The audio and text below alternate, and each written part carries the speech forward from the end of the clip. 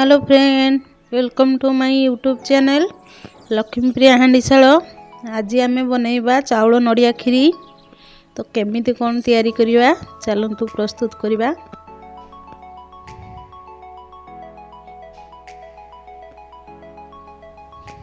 मु एबे चाउल नहीं जाइछि, गोटे डिश रे पानी बसई नहीं। एपटे मु नड़िया कोरी नहीं, काजू किशमिश तेजपत्र नहीं, गुजराती गुंड नहीं। तो एबे आम चाउल को धोईकी पकई नेबा।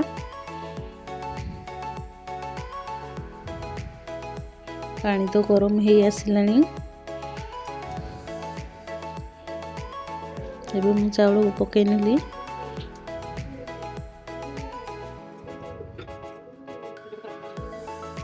एबे तेजपत्र पकई नेली, गुजराती को गुंड करी पकई नेली।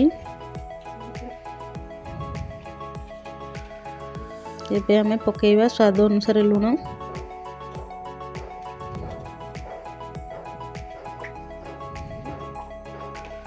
ताको भलो भाबरे गोळेई नेबा। एबे देखंतु फुटी आसिलानी।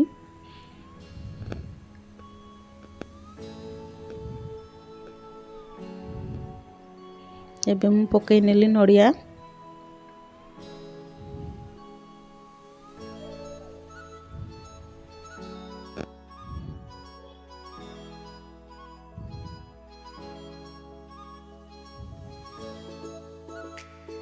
ताको मझिरे मझिरे गोळेई नउथबे, नले लागी जिवो।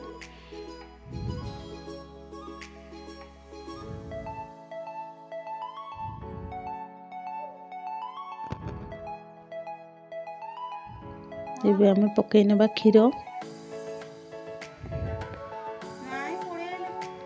आगुरु तो मु गरम करके रखी थी क्षीर को।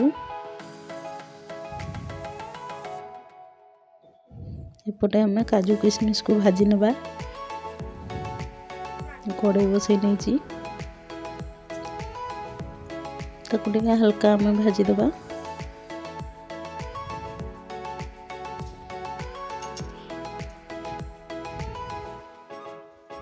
देखंतु खीरी हे आसिलानी। मु तो एमिति बनाए। एपटे मु नेइजी चीनी के हम पकई नेबा परिमाण हिसाब रे। तो मो वीडियोटी जदि आपण मानकु भलो लागुथाय ताले लाइक करिवे, शेयर करिवे, सब्सक्राइब करिवे।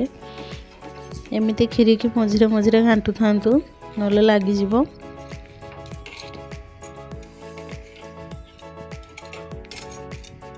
खीरी तो ऑलरेडी सिझी जाइजी, खाली टिके बहळ होबा पई छाडिबा।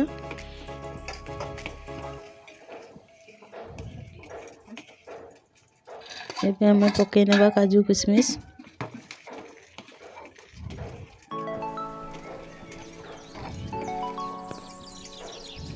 देखंतु खीरी तो हमर प्रस्तुत हो जाइए। एबे गैस को बंद कर नेबा।